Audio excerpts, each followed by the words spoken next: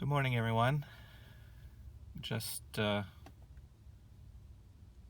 the car here waiting for my bus this morning. And I wanted to talk about someone, Keith Hunter, who did videos like this a lot. You would call them as the res turns. Tongue-in-cheek kind of way. Keith was a member of the Shuswap community, and he passed away not too long ago. I just found out about it yesterday.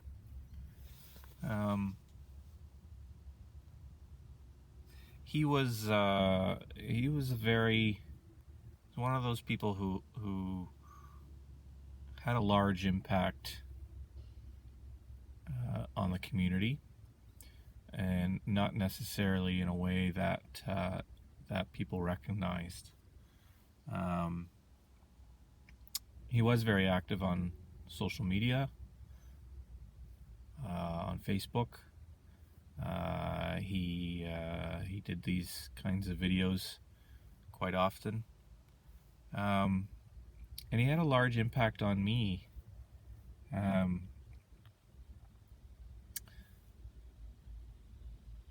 In fact, the first time that I was really kind of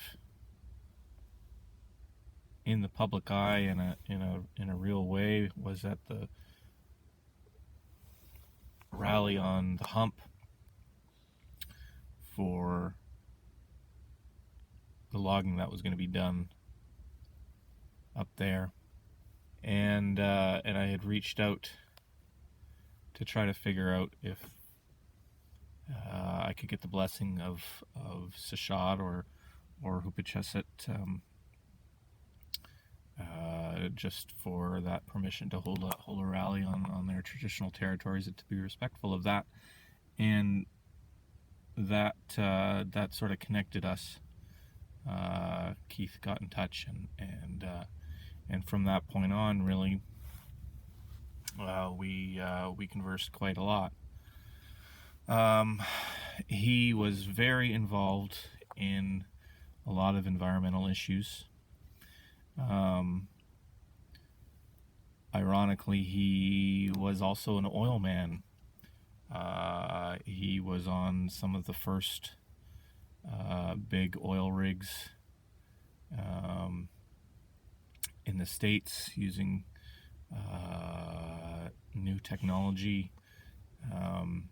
He was American and grew up in the States. He had many stories about the oil patch, and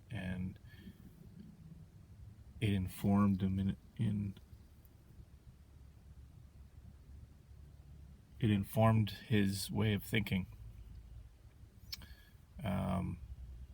today on how energy companies, large companies of all types, took advantage of people and the environment in order to increase their bottom lines. That said, he wasn't just an activist. He was someone who was very in tune with the regulatory frameworks of government. He was sought out by government for his experience in forestry, in food forests, in economic development of First Nations, and in many other respects. For the environmental community in Port Alberni, people might not realize the impact that he had on things like the coal project. He was deeply, deeply involved in that whole process and pointing out the potential hazards in the harbor, especially. He was deeply involved in canned timber and pointing out the hazards there. His perspective was always one of protecting the traditional territories and unceded territories of Sechot and all First Nations people. But in the same vein, that was protecting all of us. He was very involved in forest policy. I know that there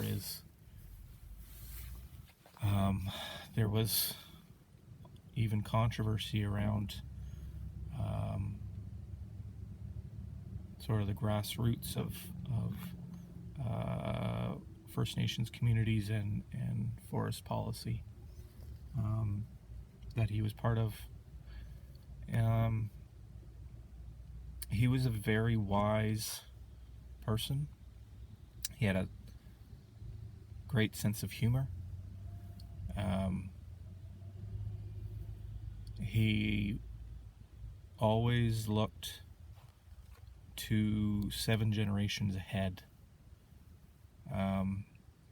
And that, I think, is something that I will try to always think of in my own activism, in my own work in the community, is to ensure that we always make decisions that can last and can benefit those 7 generations beyond us. He also said that it took 7 generations to heal from tragedy, from trauma, residential schools, any kind of trauma in a community. It takes that long, and it's a traditional perspective that it's not meant to be prescriptive. It's meant to be a reminder that what we do today impacts us for many years to come, and impacts our ancestors, and impacts our people who come after us, and that we must always be mindful of that. Keith was also always mindful of the past. Like I said, he was very wise, and he tried to impart his knowledge in a way that was very compassionate. I know as he started to step away from his work, mostly due to health issues, he had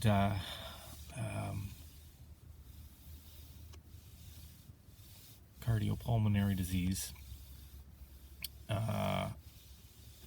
so breathing was very difficult. He also did incredible work on the Air Quality Council.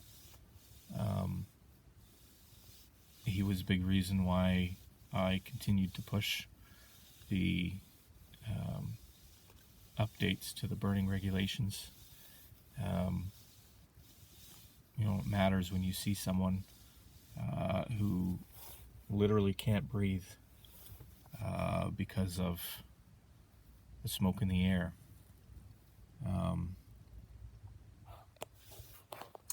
It matters. So Keith was was someone who understood the full range of impacts to a community, to a people, to families. He believes strongly in government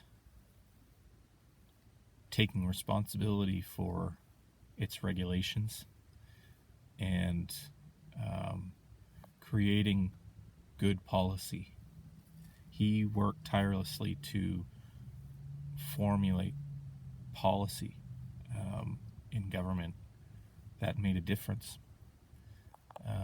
Because as much as we love to hate government, it is the system that we're in, and there are ways to improve, and he always worked to improve.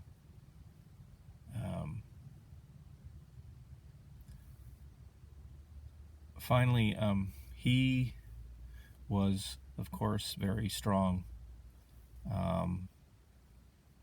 a very strong advocate of Indigenous rights, free and prior informed consent.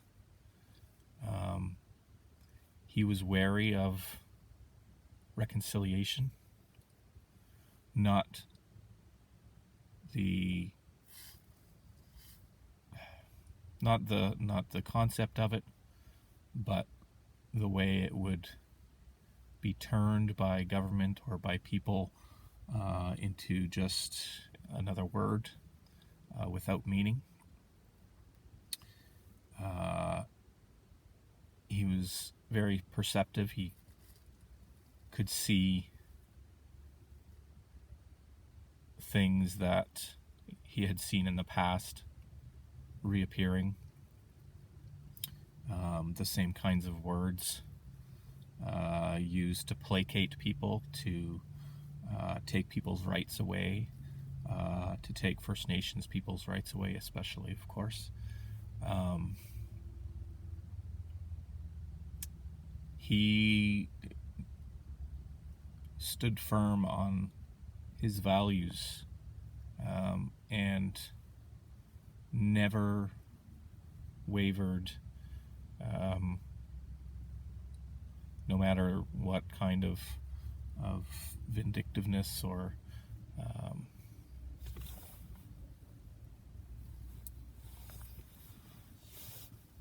hurt people tried to direct his way. He was a family person.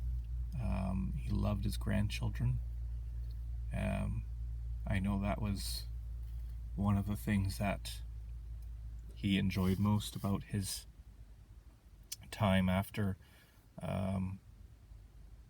ending his work career, was being able to spend time with his family, and seeing his grandchildren gave him much joy. So I want to say thank you to Keith for his time with me.